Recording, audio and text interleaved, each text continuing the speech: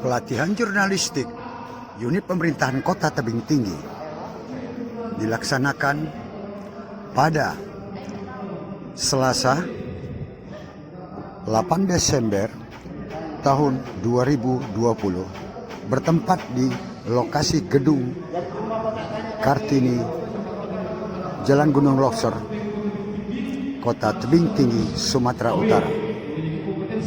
Acara yang diikuti oleh ratusan wartawan yang tergabung dalam wadah unit pemerintahan kota Tebing Tinggi dengan serius mendengarkan pembicaraan dari narasumber dari Provinsi Sumatera Utara yang juga mantan Ketua PWI Sumatera Utara, Muhammad Syahrir. Acara yang dimulai sejak pagi hari berakhir pada siang hari, di mana juga dalam acara tersebut dilakukan perlombaan karya tulis dengan tempo waktu 1 jam lamanya, di mana nantinya pemenang juara dari mulai juara 1, 2, dan 3 memperoleh sertifikat daripada kegiatan, termasuk juga ada nilai materi berupa uang hadiah juara pertama, juara kedua, juga juara ketiga yang dilakukan oleh pemerintah Kota Tebing Tinggi melalui Diskominfo Dedi Parulian Siedian. Wali Kota Tebing Tinggi Umar Judeni Hasibuan membuka resmi pelatihan jurnalistik yang dilakukan di Gedung Kartini Jalan Gunung Loksor, Tebing Tinggi. Beliau juga berpesan kepada seluruh wartawan yang hadir agar meningkatkan kreativitas penulisan yang lebih baik ke depannya, tentunya dapat melahirkan pemberitaan yang seimbang, yang mana tulisan tersebut tetap mengacu kepada 5W1H dan terhindar dari kategori pemberitaan hoax yang selama ini banyak beredar di media sosial.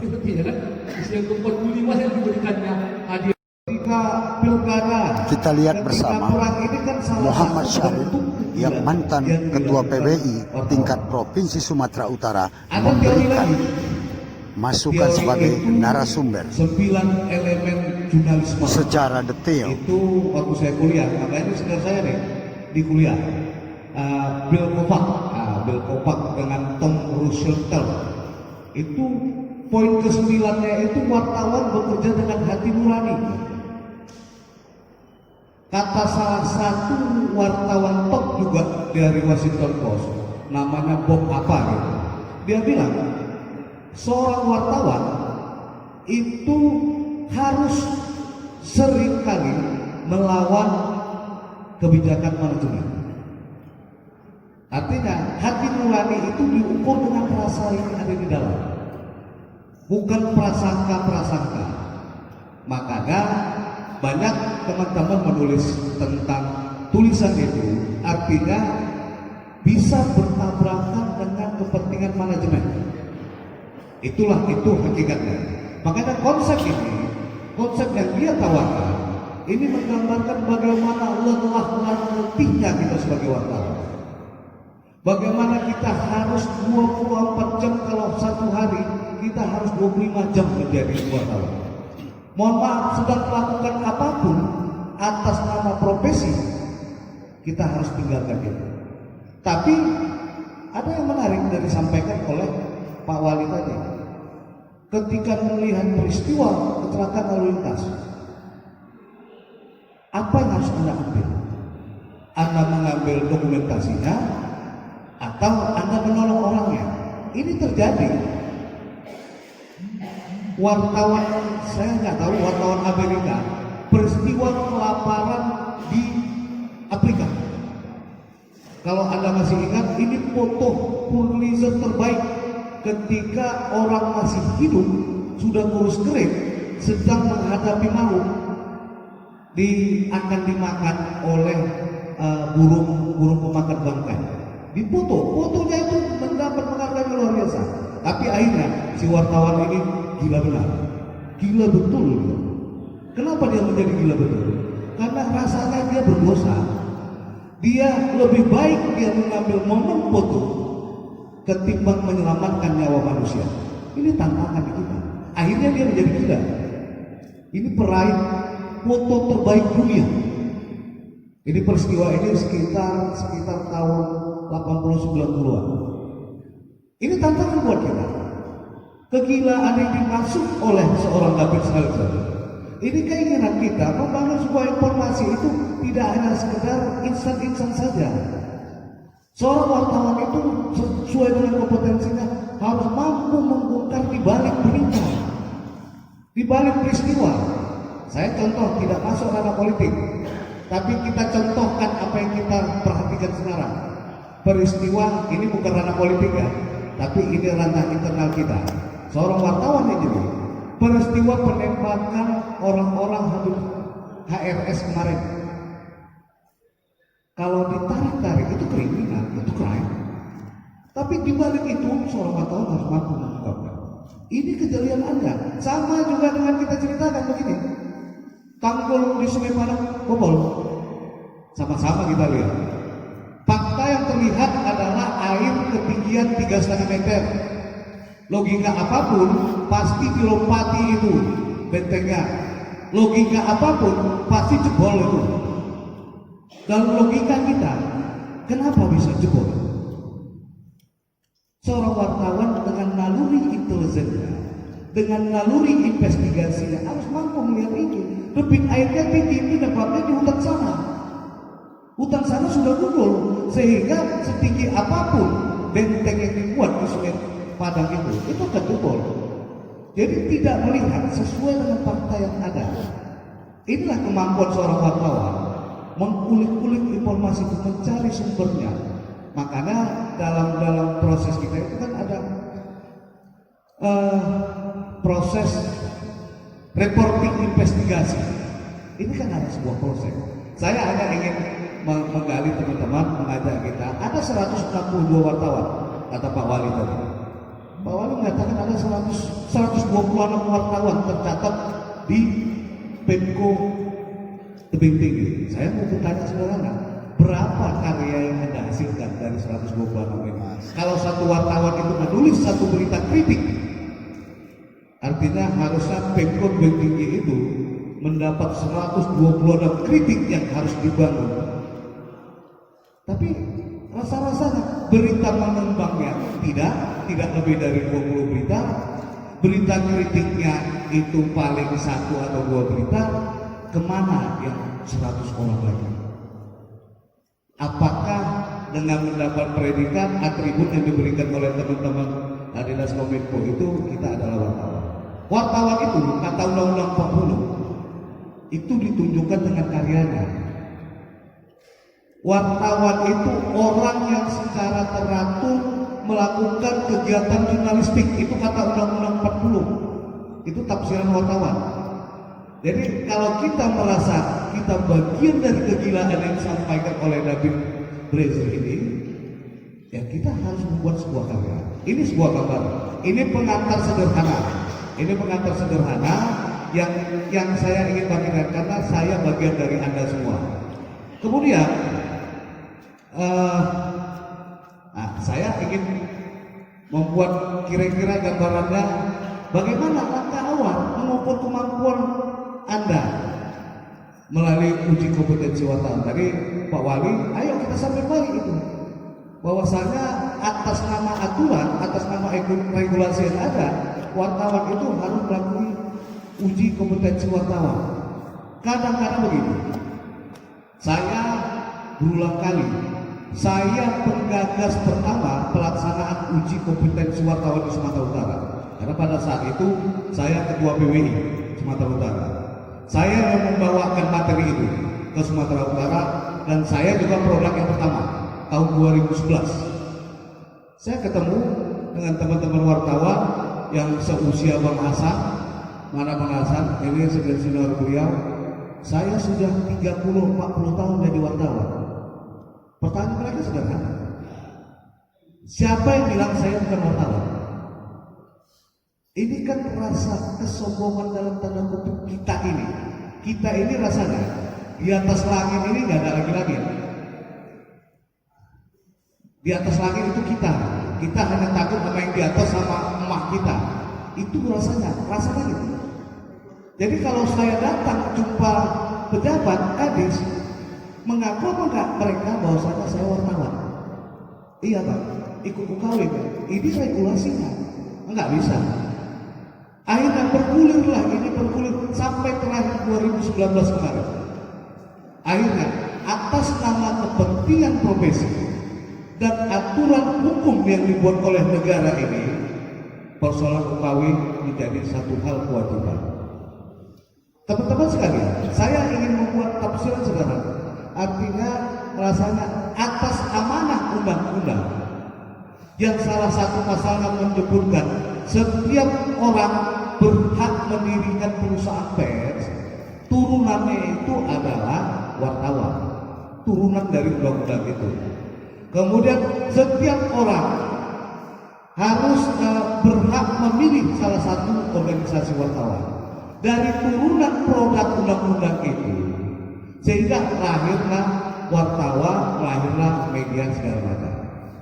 Hari ini regulasi itu diganti terus karena negara atau pemerintah merasakan tingkat keresahan-keresahannya. Mereka berhadapan dengan orang yang benar-benar wartawan, orang yang mengaku wartawan, orang yang perasaan wartawan. Kita di mana? Kita di mana dalam posisi itu? Saya tidak menyebut, kalau dulu di zaman Bang Hasan itu selalu menyebut ada istilah wartawan gadungan. Sekarang nggak ada lagi itu, nggak ada lagi. Karena mendirikan media itu hak setiap orang. Tapi apakah karya jurnalistik yang dihasilkan itu sudah memenuhi semua ini? Jadi langkah yang dilakukan adalah mengukur semuanya. UKW itu hanya mengukur. Saya memberi gambaran mengukur kemampuan seorang dalam menjalankan tugas profesi. Proses yang harus tugas wartawan di lapangan.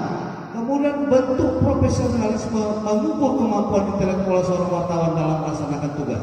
Ini langkah tujuan dari UKW. Artinya memberi legitimasi Anda benar-benar menjalankan profesi wartawan. Itu saja tujuannya. Kemudian, kalau sudah seperti itu, kita abaikan dulu UKW. Kita bicara tanggung jawab wartawan. Apa saja itu?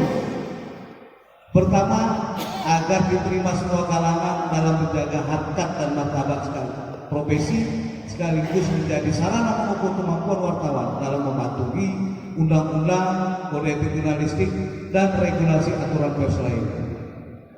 Saya hanya memberi gambar sederhana.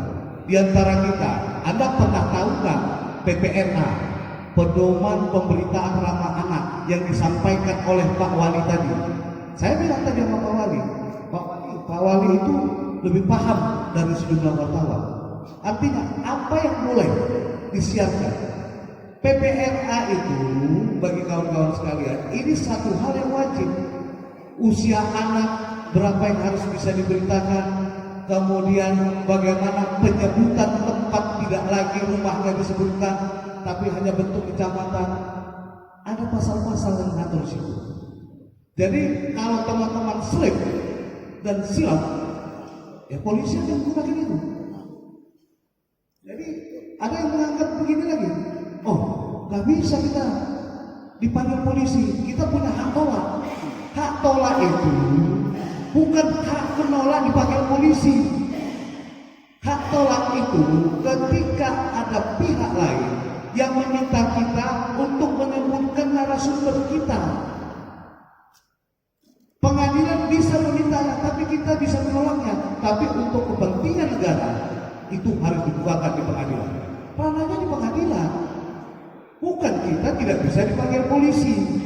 Bukan kita tidak bisa menolak ketika ada pihak-pihak lain mengatakan kita tidak hatola. Itu bukan kekebalan hukum. Ini yang salah kita. Kita selalu beranggapan hatola itu sebuah kekebalan hukum. Kita boleh nggak pakai head, kita boleh nggak pakai SIM, kita boleh suka-suka hati. Ini yang kita tafsirkan. Itu yang salah. Saya berulang kali pada saat saya ketua PWI, saya bilang, Pak Kapolda, kalau ada yang mengaku wartawan tidak pakai helm, tangkap, tilang. Ini upaya kita mewujudkan mengawal ini, sehingga hal-hal yang di luar ranah kita itu tidak kita lakukan. Itu gambarannya. Berperan meningkatkan kualitas sumber daya. Kemudian, ini tentang UKW, klasifikasi wartawan muda untuk tingkat wartawan media, wartawan utama untuk tingkat media. Ini kompetensi yang saya maksud. Saya menggambarkan gitu. Sebenarnya menjadi wartawan ini, Anda ketika menentukan pilihan menjadi wartawan, Anda dianggap manusia yang luar biasa. Dulu, wartawan itu menulis tidak ada alat rekam, tidak ada tape recorder segala macam. Dulu ada istilah tulisan steno. Yang tahu tulisan steno itu hanya dia dan yang di atas. Kenapa? Tugas tulisan steno ini adalah untuk merekam pembicaraan komunikasi orang per orang. Makanya dia menulis macam cacing begini saja. Tapi begitu dia sampai ke kantor, dia mampu menuangkan dan menjadi tulisan. Artinya wartawan dulu itu daya rekamnya itu luar biasa, daya ingatnya. Lihat proses manual, kata medis, kata dokter, kata ahli kesehatan, itu orang yang terus berpikir, orang yang memang banyak berpikir. Ketika otaknya terus diasah, itu harapan hidupnya itu lebih tinggi. Jadi rata-rata wartawan itu usianya panjang umur. Karena dia terus berpikir. Beda Pak Deddy dengan PNS. Habis dia PNS, pensiun nggak tahu dia mau kerja terus. Tapi wartawan ini terus karena dia sampai akhir hayat hidupnya dia berkarya. Berkarya itu menggunakan pikiran. Itu makanya panjang umur semua, banyak tokoh-tokoh. Kalau di Medan itu Pak Sofian itu usianya 80 lebih. Muhammad PWH itu usianya hampir 90. Banyak tokoh-tokoh wartawan yang memang usianya panjang. Artinya dia berpikir terus. Makanya dalam proses ini, kompetensi ini, ketika wartawan itu mampu merekam, menulis, daya ingatnya tinggi, dia mampu menuangkannya. Bukan sekedar tuang. Seorang tulisan seorang wartawan itu, berita wartawan itu harus mampu menghipnotis atau mensugesti pembacanya itu ada di dalam tulisan itu. Seakan-akan pembaca, pemirsa, pendengarnya itu ada dalam peristiwa itu sebuah tulisan yang baik. Makanya dia tuangkan itu secara berurutan sehingga menghasilkan karya jurnalistik yang baik. Peristiwa ini terjadi juga ketika ini disampaikan. Makanya istilah titip uang berkurang, titip cakap lebih. Jadi artinya cakap yang disampaikan oleh berita koran A kemudian dengan berita koran B ini akan beda-beda. Sekarang saya membaca koran mana? Ketika sebuah peristiwa itu terjadi, seorang wartawan pembacanya itu akan melakukan itu, akan menyebutkan bahwa oh berita ini betul. Inilah sebuah alur pemberitaan, kemampuan seorang wartawan yang mampu menghipnotis pembacanya, mampu menghipnotis pendengarnya, mampu menghipnotis pemirsanya, sehingga terpengaruhlah alur berpikirnya. Makanya dalam situasi kampanye sekarang itu, media mainstream, cetak, elektronik, ditambah online itu digunakan. Plus yang luar biasa memang yang bisa merubah pola pikir itu adalah media sosial. Tapi lagi-lagi mencari sebuah kebenaran informasi, lihatnya itu di media mainstream yang ada. Itu kebenaran sebuah informasi. Ada kesadaran, harusan menyadari setiap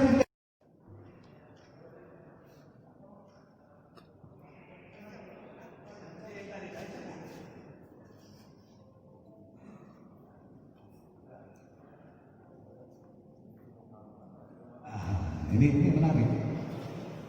Ini kata wartawan Washington Post. Only crazy people choose journalists as their profession. Ini kata wartawan Washington Post yang hidup di tahun 70-an. Beliau mendapat penghargaan Pulitzer Prize. Pulitzer Prize itu adalah penghargaan tertinggi untuk orang media cetak. Jadi banyak, bukan hanya tokoh-tokoh Amerika, tapi juga tokoh dunia. Kegilaan dalam tanda kutip dalam membuat berita. Saya akan menafsirkan sederhana. Hanya orang gila dalam tanda kutip yang menentukan pilihan hidupnya sebagai wartawan itu sebagai profesi. Saya nggak tahu cemana menafsirkan ini. Kira-kira kegilaan kita itu bagaimana? Ini kata wartawan-wartawan. Akhirnya dalam semua produk yang kita lakukan itu nyaris-nyaris mirip kegilaan. Kalau kita menuduh, di mana kegilaan? Yang harus kita bongkar. Kita bongkar, kita cari. Apa sih? Kenapa kita seperti ini? Tapi jangan ditafsirkan gila tanpa akun-akun.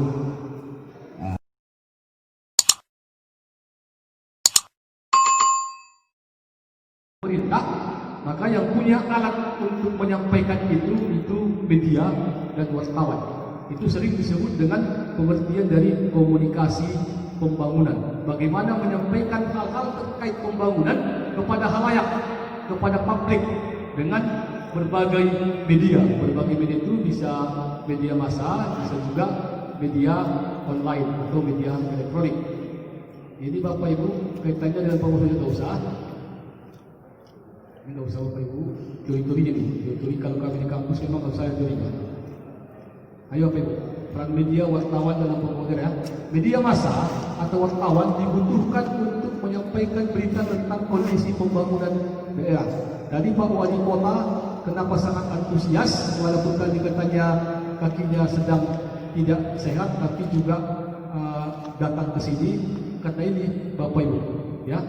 Karena media massa, wartawan memang dengan pemerintah itu saling berhubungan, saling berkeuntungan.